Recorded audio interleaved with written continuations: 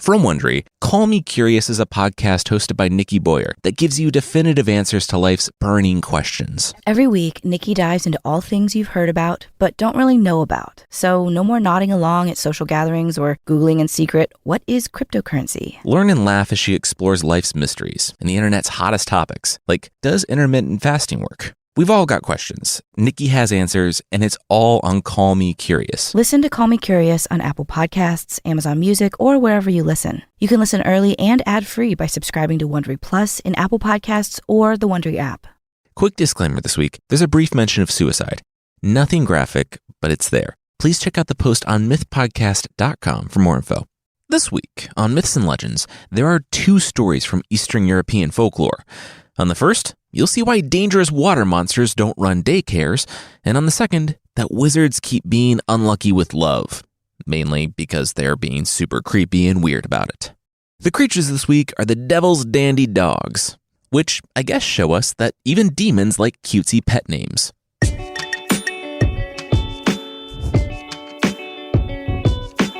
This is Myths and Legends, episode 274, Murky.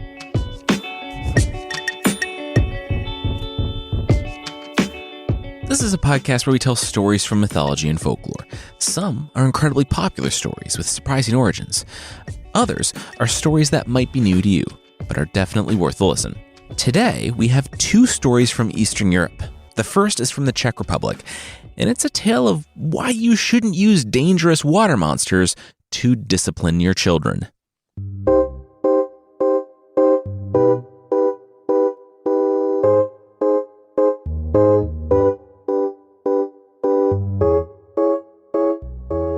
"Hey, shepherdess," Dorothy heard early in the morning. She rubbed her face. Janacek. The person nodded when they heard the name of her son. Yeah, it was Janacek. She had to sit there and listen. There was nothing either of them could do. For this one, Janacek had locked the neighbor in her house by hammering boards over her doors and windows. It took her half a day to get a neighbor's attention and get out. The next villager caught him in their pigeon house, stealing dinner. The third person that morning said Janacek, Dorothy's son, had been by that night and played a silly prank on them at 1 a.m. by setting their house on fire. The shepherdess said she would talk to Janacek when he got home. The visitors shook their heads. That's what she always said. When the third person left, the shepherdess heard a voice calling to her from a tree nearby. "Ma! Ma, look!" She looked up and saw Janacek balancing on a branch. She screamed for him to get down from there. He would hurt himself. He leaned forward. What? He couldn't hear her. He was going to lean forward precariously, and everything that happened next was her fault. Then he waved his arms and lost balance. He dropped headlong from the tree and hit the ground hard. He looked up at his mom, blood beginning to pool in his mouth. "Mother, why?" His head kicked up a small amount of dust as it thudded down. Janacek was dead. The shepherdess collapsed in anguish. No. Tears poured down into the dirt, and she doubled over and then heard laughing? He was alive? Janacek limped over. Yeah, berries. He was joking. He wasn't actually dead. She needed to lighten up. Dorothy, the mom, might have scolded him, but she was just so happy that he was alive. And she told him that he had frightened her. The story says her hands wouldn't bring themselves to whip the boy. Janacek had been having a difficult time, too, since his father left. They, Dorothy and Janacek, were all the other had. And she wouldn't drive him away by disciplining him. Boys would be boys and all that.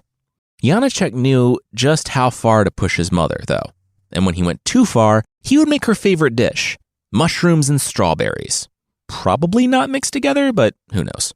Anyway, one morning, he paid in advance because Dorothy awoke to find the steaming mushrooms sitting next to a bowl of berries. You know, maybe they were turning a corner here. Perhaps her plan of never disciplining him and just waiting for him to be different was working out. Then she heard the screams. Her son. Someone dragged him from the deep pool. Janacek had drowned. Dorothy wailed as the villagers laid the body down before her. The townspeople weren't saying she should have set boundaries and disciplined him at least a little, because with the death of her son, that would be too soon.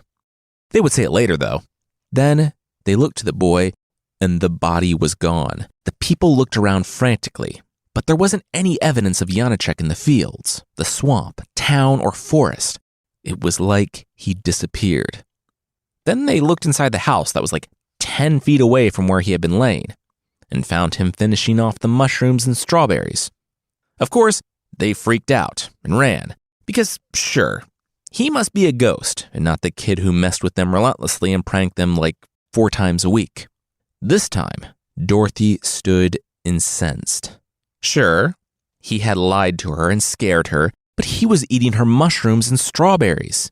Janacek had finally gone too far. The water demon, the Vodnik, take you. The bowl and the wooden spoon slid across the table to Dorothy, as Janacek was about to say that, okay, he could see that she was mad, but his non-apology was interrupted. There was someone else listening. It shall be so. Both mother and son spun to look at the window, and they found a face looking back at them, scaly but glowing in the moonlight. It wasn't human. It was the Vodnik. Dorothy stood paralyzed, but Janacek shook his head. No one scared his mother but him. He grabbed a walking stick and threw open the door with his shoulder, feet digging into the dirt path as he chased the Vodnik, the creature flippy-flapping his way to the water's edge with a massive head start. Janacek took aim with the stick and threw it like a spear, but he missed. Cackles from the Vodnik echoed through the forest.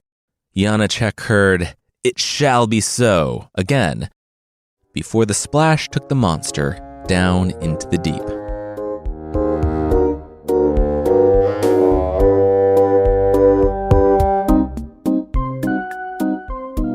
Janacek had been forbidden from going near the water by his mother, who feared the Vodnik's threat. So, naturally, he sat dipping his calves in the cool pond. As he kicked his feet around, he saw some flowers floating closer to him on the shore.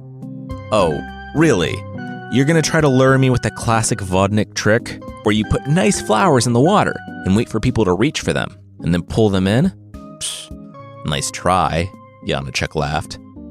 Then he looked at them a little longer. They were pretty, though, and his mom was still angry with him. She would really like those. What if he reached his foot out and tried to pinch the flowers between his big toe and the second one, but no dice. He couldn't pull them out. All right. Janacek would just have to get a stick. By the time he returned with a long enough stick, the flowers were in the center of the pool. It wasn't even about the flowers anymore. Janacek wanted to win. He extended the stick out to the center of the pool of water, lightly scraping at the flowers. Then he snagged one. Janacek grinned. Got him. He started pulling the flowers closer, when tiny, net-like vines began to grow from the flower, extending up to pierce his stick. Janacek shrugged. Whatever. It'll just make it easier to get the flowers. He didn't see the vines growing up the stick, piercing it and splitting it, until they found their way to his hand.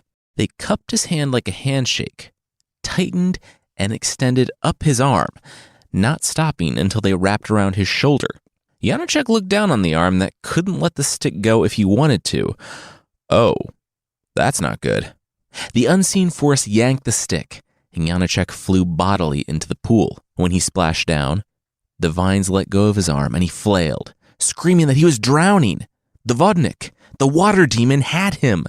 Similar to the boy who cried wolf, when you cry water demon too many times, people kind of stop believing you. But even if they did believe him, they were kind of cool with him drowning because they yelled back, "Then let him drown you, you wicked boy." The green blue of the water choked Janacek's screams, and he was pulled down into the darkness. When he looked up, he saw a lizard monster in green clothes looking down on him, sharp teeth forming into a smile.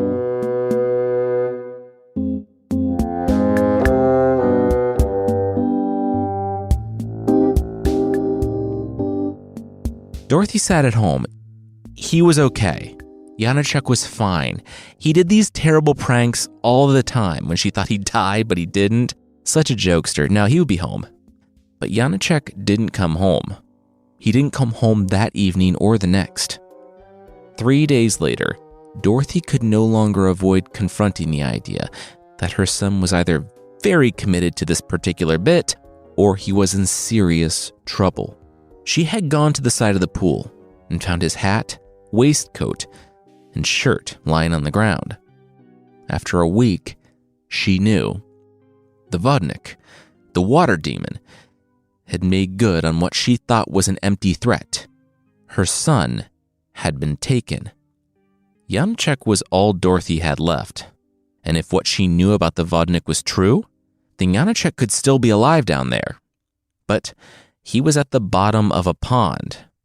You couldn't breathe down there unless the water demons chose to let you. Well then, she would just have to make a Vodnik give her that ability. She only spent a few days in what the story calls vain lamentation before finding her determination and courage. Then, Dorothy went to work. It took her 9 days, but she collected flax and nettles, stripping them down until she had bast. Dorothy wove day and night, turning the bast into cords and weaving 9 of the cords together into a rope. Food didn't touch her lips during this time, partially because of her singular determination and partially because she was preparing herself for what lied ahead. She went out to the pool, to the exact place where she had found her son's clothes. She lay down on her belly in the tall grasses. She would remain there, unmoving, for 3 weeks. Now, me personally, I don't like sitting on regular cut grass. You get ants on you, it's itchy. Just last year, Carissa had a giant rat snake slither by her feet. Dorothy's whole point, though, was to become one with the nature. She let the mosquitoes bite her, let the snakes and spiders crawl over her, let the grass grow around her. She sipped at some water she brought, but otherwise remained completely still. When Dorothy started, she had a little over 3 weeks. 3 weeks until the day. 9 times a year, so about every 6 weeks, the water demon, the Vodnik, leaves its watery palace to walk on the face of the earth. According to this story, it can choose an ungodly person who utters profane curses, and then it knocks them out and drags them underwater. So I guess lay off the profane curses if you happen to live by a river.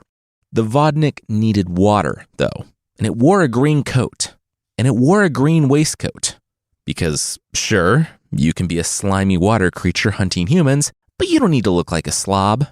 This waistcoat was important to its power because apparently it held all the water the Vodnik needed for its time on the surface, and whenever the Vodnik was spotted by a human, a bit of the water dripped out. The Vodnik emerged from the pool and looked down. Water was dripping from its coat. That was weird. That shouldn't happen yet. Wait, that meant he made the connection the same time Dorothy did, when, shaking off a centipede and a small spider family, she exploded from the grass and reeds and tackled the Vodnik. She had the rope she had woven in her mouth. But first, she knew she had to get that coat off of it. If she didn't, it would be able to snap any binding she tried to use on it. Dorothy had the element of surprise, and she had determination. The same determination that kept her alive for 3 weeks in the swamp. The same that kept her still when spiders crawled through her hair. She would not lose. And she didn't. She tore the waistcoat from the monster, and while it cried out in agony, wrapped its scaly wrists and ankles with the rope that she had made, and began to drag it home. She was careful to avoid puddles. The skin was already drying out, and if it came into contact with any water, no matter how small, the monster would be completely recharged. Without it, though, it was only as powerful as an average person. If she could find a way to dry it out, it would lose all of its strength and exist in agony. Basically, she would torture the creature, but it did kidnap her son, after she asked it to, but only because Janacek ate her strawberries. And the Vodnik really should have caught on to human subtleties, despite not being human. This was how Dorothy justified torture, as she piled sticks in front of the creature, tied to the back wall of her house. It was on a support beam. She said, "Last chance. Tell her how to get her son back. The Vodnik said, she never really gave it a first chance? Dorothy ignited the dry wood in front of the Vodnik, who glared at her with a look of cold defiance for about 15 seconds. Then it started shrieking. Even Dorothy was surprised by how quickly that thing dried out. Its plump scales withered and cracked. She had to tighten the ropes that shriveled so quickly. Soon, it was no longer the fierce and strong monster that had climbed from the pool, but a hunched and shrunken form, grinding its teeth. It contorted in agony. Fine, it would tell her how she would get her son back. Dorothy stopped herself from putting another log on. So Janacek lives? The Vodnik's lips cracked as it spoke. Kind of? Yes, it was complicated. He could come back. But the water demon wanted Dorothy's assurance that she would let him go free, without being harmed. Dorothy nodded. Absolutely, all she cared about was Janacek. She would free him and send him back to the water. The Vodnik said, for real? This isn't like a monkey's paw thing where you're leaving out some important part where, I'll go back to the water, but in pieces or something. You'll actually do it? Dorothy said, yeah. Once again, she only cared about Janacek. The Vodnik shrugged. All right, well, yeah. I'll tell you how to get down there.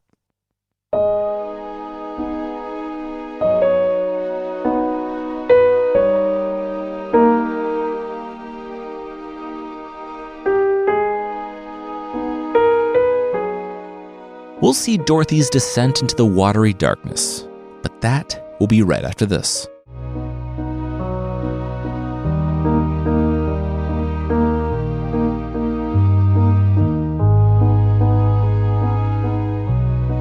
Mother well, listen to what the master says. Open thy waters to the bottom, Dorothy said, standing before the pond. Immediately, the waters of the pond parted, twisting into a tunnel, revealing a stairway down into the deep. Dorothy peered down and took that first step. All right, for Janacek. She was under the murky green of the pond when she finally made it to the bottom of the stairs. She looked up and, through the tunnel, she could see the sun shining through the gloom of the surface.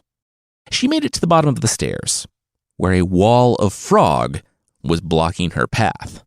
Now, we were warned off from getting a bullfrog by a stranger at a pet store. I had no idea that they were actually terrifyingly carnivorous and had teeth, and don't Google bullfrog teeth because you will see them eating mice. And Dorothy was about the size of a mouse when compared to the bullfrog that blocked her way. She swallowed hard but remembered the Vodnik's words. Oh, frog, hear what the master says. Open a passage for me. The frog's mouth opened, which, once you kind of understand how brutal these things can be, it's not a welcome sight. But this one's mouth kept opening. It opened until it was a gate. Its body turned into an emerald hall, and its eyes 2 lamps that shined like suns. The hall was impossibly long for how small the pool of water was up above, and its walls, pockmarked with alcoves, contained little silver jars every few feet. Now, in a few of these stories, the jars aren't merely tasteful, if overdone decorations. They're souls of those that were claimed by the Vodnik. Dorothy felt the unease of this place, the fear of being discovered, but the hope of finding Janacek. If the Vodnik was to be believed, Janacek was in one of these jars. She breathed deeply. No better place to start than at the beginning. She tapped on the first silver jar. Are you here, my son, Janacek? She asked in a trembling voice. A voice came from the jar. He was Veit, condemned to everlasting torment for having sought relief from a bad wife by death in the water. Another woman won his love. Dorothy moved on to the next jar. I am called Vojta. I cheated orphan children committed to my care. I could no longer endure my conscience and drowned myself in despair. Dorothy said, okay, there were definitely better solutions there. I mean, there always are. But he was already feeling bad about it. He should have just not done the bad things anymore. Worked to help orphans, maybe? She followed the despair and sob stories from the trapped souls. Soon, She no longer worried about being discovered because she had been down there, quote, 9 times 9 days. Yeah, 81 days. Dorothy knocked on the jars until she came to the last 2. The penultimate jar was a hollow one. Dorothy asked who was in it, but she didn't hear a human voice. It was a deep, otherworldly snarl, saying it was reserved for a mother who rears a wicked son. Dorothy said, well, that obviously had nothing to do with her son. All right, this last one had to be it. She knocked on the jar and heard an, "Oh, mother, help me." She tore the lid from the jar, and her son sprang bodily, unfolding himself on the dank emerald floor. He was emaciated, just like her. She kissed his sunken eyes and bony hands. He pulled them away. "May you stick in the swamp and die, slow mother." She smiled. It was her son. She was so happy to have him back. She took her boy, too weak to walk, into her arms and carried him out of the hall, up the stairs, and to the water's edge. The tunnel opened in front of her and closed behind her. She laid her boy on the grass where she had spent 3 weeks, almost 3 months ago, and gave him some food and water so he could regain his strength. She told him about her adventure, of the ambush and the capture, of the jars and the souls, but it had all been worth it. He was back with her. Janacek sat up. She had the water demon, the Vodnik, back at the house? Dorothy nodded. Of course. He was trapped with a 9-fold bast rope. He was in a weakened state if he still lived. Janacek stood. He wouldn't live for long. Dorothy grabbed his wrists. She promised the Vodnik its freedom. Janacek sneered. Then she was a fool. She spent 81 days talking to the souls of the drowned. That was from one Vodnik. If he was freed, was Janacek safe? Were any of them? No. Janacek would return to the house, take the axe, and then the Vodnik would be allowed to return. Or rather, his head would be, when Janacek threw it down the stairs. Dorothy begged him to stop. She made a promise, but he pushed her away, rushing off. She was too slow. She had given him all of her food so he could recover.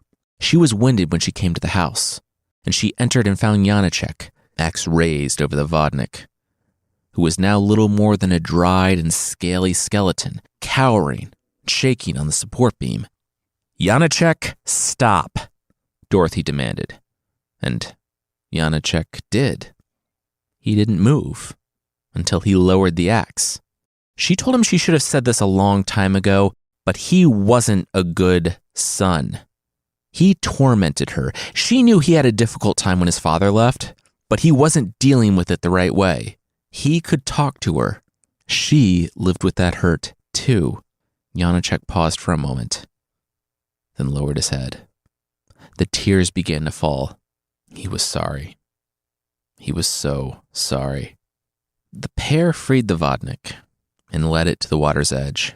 Dorothy handed it back its jacket, and the moment the water touched the monster, it swelled back into its former form. It looked at the mother and son, nodded, and said it hoped to never see them again. Janacek was different after that day.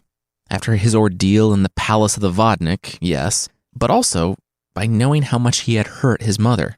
The Vodnik watched from under the water as Janacek grew into a thoughtful, loving son. And that is the ending I wish I could have told. You see, Janacek pretended he was dead like 3 times a week, scaring his mother and laughing about it. I'm not a child-rearing expert, but I feel like you really need to establish that baseline of love and respect before 0 hour, so you don't need to rely on how loud you can yell at your child to keep them from killing a water demon. Yes, in the story, Janacek didn't care what his mother said or wanted. He only remembered the despair he felt in the dark. When she told him to stop, he looked back at her with disdain and struck down at the Vodnik with the axe. And this was exactly what the Vodnik was hoping for. It dodged the blow, aimed at its head, and twisted so that the axe hit not him, but the cord. It severed the rope, and the Vodnik was free. But it was still weak. 1 hit from the axe would kill it, though that's probably true of most living things. Regardless, Janacek kept after it. It was still trapped in the house. There was no water here. Or so he thought. Over 100 days ago, Dorothy had left a full pitcher of water on the table and then gone to wait in the swamp. Over that time, the pitcher had evaporated. Almost. It had one drop left. As the axe came down on the Vodnik's head, the creature snatched the pitcher and turned it upside down, and the single drop rolled down its craggy forehead. The Vodnik dropped the pitcher and grabbed the axe handle, while the axe head was mere inches from his own, stopping Janacek. The drop landed on the floor of the home, but it didn't stay there. It grew. It grew until it filled the house, grew until Dorothy and Janacek were pinned against the ceiling, fighting for air. The Vodnik, in the center of the home on the floor, touched the ground, and a whirlpool opened up, pulling mother and son down into the darkness, down to a place in which they both had been far too long. The neighbors, who heard the screams and the pounding, found nothing but a dark, deep pool where the shepherdess's hut once stood. They assumed that she had left town after her son died. No one had seen her for months, so it was a good thing she wasn't in it when it went down. They had no way of knowing that underground, not terribly far from where they stood, Dorothy and Janacek were closed into little silver jars at the end of a long emerald hall. Now, they would be together forever.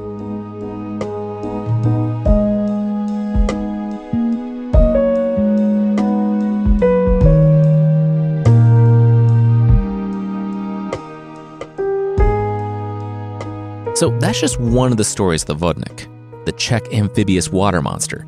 I found a few different versions, and it's a fairly common creature throughout Europe. I also found when I was looking into this that PRX has a new audio drama podcast out right now starring the Vodnik.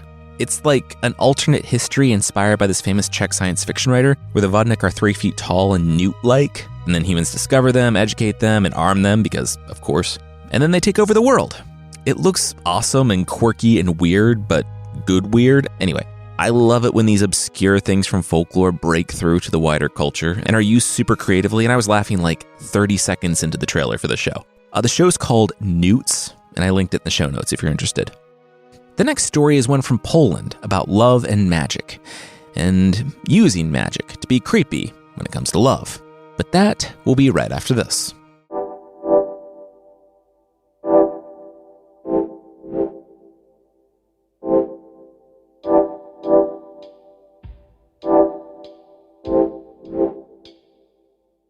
The man heard something at the door, some whispering.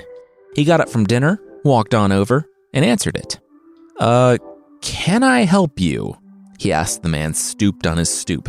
The man was in robes, and he looked up, gasped, and ran away without saying a word. The man in the house looked down. Hey, weird wizard guy? You forgot your knife? The man held up a knife, but the wizard, who was jogging but slowed to a mostly embarrassing speed walk, didn't look back. The man shrugged. Cool. Free knife. He didn't think much of the wizard's visit until the next day when he was in the field, working. A nice breeze kicked up, and the man nodded. This is really pleasant. Then, mere seconds later, when the breeze kept going, he found that it was very strong, like surprisingly strong. In seconds, he was in the sky, completely whipped aloft by the wind. The man was surprised, but not confused. The wizard had obviously done this to him the day before. Currently, the why wasn't the issue. The what he was going to do about it was. He tried clinging to chimneys and climbing down houses to get some food, but the wind was too strong, and no matter how hard he tried, he was aloft in minutes. He wasn't going to die, it seemed, at least after not eating or drinking anything for a week, and slamming into all sorts of trees and houses. He was battered, but alive. He was just riding the wind. He eventually made it back around to his village, where he tried clinging to his fiance's house, attempting to get her attention, but when she looked up, he was already gone, back into the sky. He tumbled, dipped, and climbed in the sky until he was above his own house. And then the wind died. He dropped like a stone onto the dust of the road. He wasn't even hurt. He scrambled over to a tree and wrapped his arms and legs around it. He looked up to his house and saw him, the wizard who had been there a few days before. "Hey, so what's going on? Why did you do this to me? I'm sorry if I did something to offend you. Please make it stop." Sandals clomped on the dirt as the wizard walked over. He would be glad to let the man down. But what would the peasant promise to give him? "Anything, please," the peasant begged. The wizard's face curled into a grin. Anything. That's just what he wanted to hear. He wanted the peasant's fiancée for his wife. The peasant said, "Oh, well, The wizard said, "What?" The peasant explained that that's really, her choice. Like, I don't have any control over her actions or life. We just, love each other and want to be together. The wizard said, "Oh. Yeah, you could maybe try to trap her dad in the sky. These are the Middle Ages, and he might have some pull in this regard, patriarchy and all. But he's a solid guy, too, and I don't think he would bend to that kind of pressure." Peasant relaxed his grip on the tree.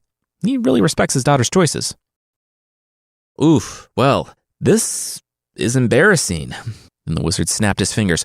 "Oh, what if the peasant just, broke up with her? Called off the engagement? To not go back in the sky? Yeah, sure. The engagement is off. We're broken up." "You're breaking up with me?" he heard 20 minutes later from his fiancée. The peasant nodded. "Yeah, sorry, it's not you. It's me, not wanting to be trapped in the sky forever." The fiancée stopped crying briefly and cocked her head. "What?" The peasant said it was a metaphor for, let's say, commitment. He had to turn away from her, though. He thought it would be kind of easy, at least easier than being trapped in the sky, but seeing her face, having to say goodbye, it almost made him want to go back on his promise to the wizard. And he knew if he turned around, he would. Her father was at the door. "What's up with all this? You break my girl's heart? How about I break your heart? With punching. I'm not a metaphor guy like you, but..." He stopped to look at the peasant's face. The peasant was in pain. He didn't want to do this. Something else was going on.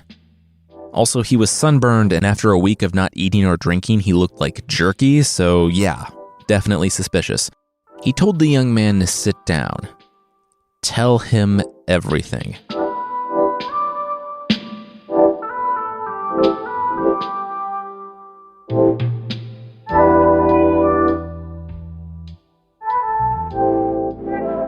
"Hi, sorry to bug you. My soon-to-be father-in-law made an appointment for me," the peasant said, knocking on the tree. The witch of the woods crouched over the fire at dawn the next morning, put her hands on her knees as she stood. Yes, she heard he had a sleazy wizard problem. Cochet, Merlin, Ice King, it's more common than you think. "And you can help me with this?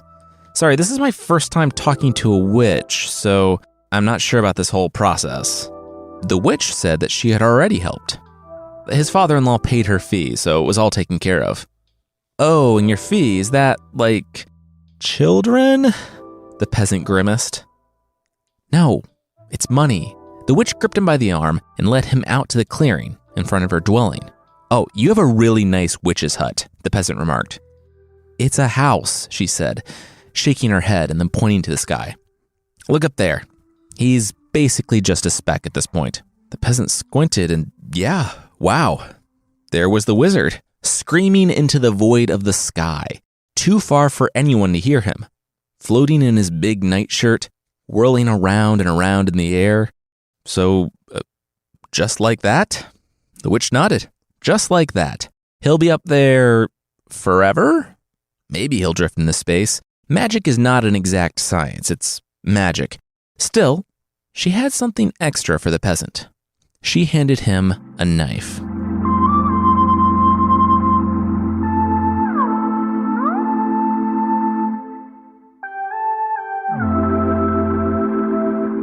"I'm really glad you wanted to be trapped in the sky forever together," the fiancé said to the peasant at the altar.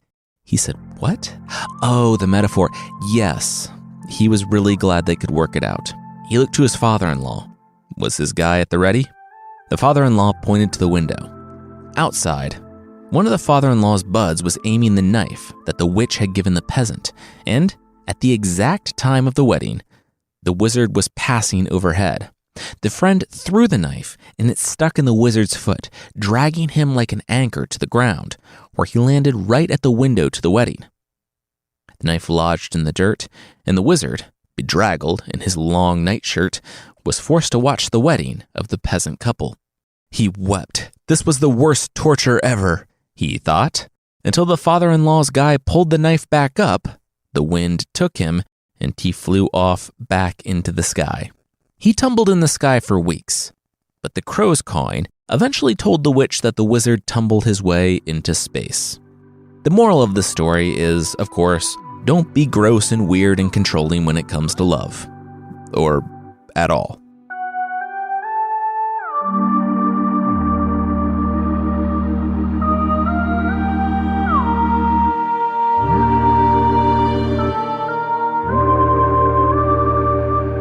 If you'd like to support the show, there's still a membership thing on the site. For less than the price of a pouch of man glitter on Amazon, you can get extra episodes and ad-free versions of the show that aren't just sawdust.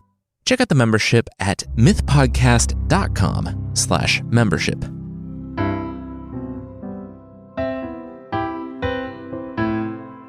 The creatures this week are the Devil's Dandy Dogs from Cornwall in Great Britain. The Devil's Dandy Dogs is not a frightening name. Alternatively, their name is Dando's Dogs, which better, but still no. Despite their contradictory name, the Devil's Dandy Dogs are not good boys. They're a pack of enormous, supernatural black hounds that roam the Cornish countryside with fire eyes and breath. And if they find a human, well, they're fire-breathing monster hounds, so you can probably imagine what the Devil's Dandy Dogs do to them. They weren't always bad, but their master kind of was. Despite their name, their master at first was not the devil. It was Dando. Now, Dando was a priest, but he probably shouldn't have been. It was the Middle Ages, and people probably didn't get to choose their careers, but preaching and tending to the needy and scholarly work was not as fun to Dando as drinking and hunting. He would finish church early to go hunting and dragged his followers along behind him and his hunting hounds. One time on a hunt, his parish decided that enough was enough. He always did this. He finished off his wine and then guilted them into giving up their own. They were cutting him off. Just then, the party heard a horse. The hounds cowered. A mysterious stranger cloaked in shadow rode up. And yeah, it was the devil. Dando didn't care, though, because the devil had drinks, and unlike his ungrateful congregation, the devil wasn't stingy. He drained the flask, and wow, that was amazing. When talking with the devil, I imagine you really want to choose your words carefully, but when you're drunk in the woods and taking liquor from strangers after embarrassing yourself in front of your work friends, you're already not making great decisions. Doubling down on his terrible choices, Dando said that he would do anything to get more of that. He would even ride to hell itself. I'm sure the devil isn't the respecting personal choice kind of guy, but to him, Dando basically asked to go, and the devil was more than happy to oblige. He scooped the priest up on his horse, and punctuated by Dando's screams when he realized what was happening, the congregation watched as their leader was dragged off to hell on the back of the devil's horse. They weren't going to say he deserved it, but they weren't exactly rushing to his aid. His dogs were, though, and because hell probably isn't in Cornwall, they never caught their master. The devil took ownership of the dogs, renamed them to the disarmingly charming Devil's Dandy Dogs, and set them loose to devour strangers around the British countryside. If you want to avoid the Devil's Dandy Dogs, well, good luck. Probably want to avoid the wilderness and crossroads at night, because the only thing that can save you is the dawn, them thinking that the dawn is coming when a rooster crows, and prayer, though assuming you're the praying type, if you see a pack of giant, fire-breathing dogs charging at you, you're probably doing a lot of that already.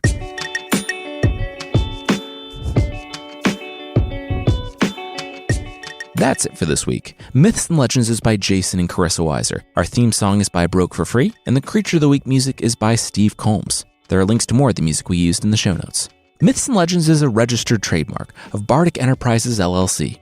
Thank you so much for listening, and we'll see you next time.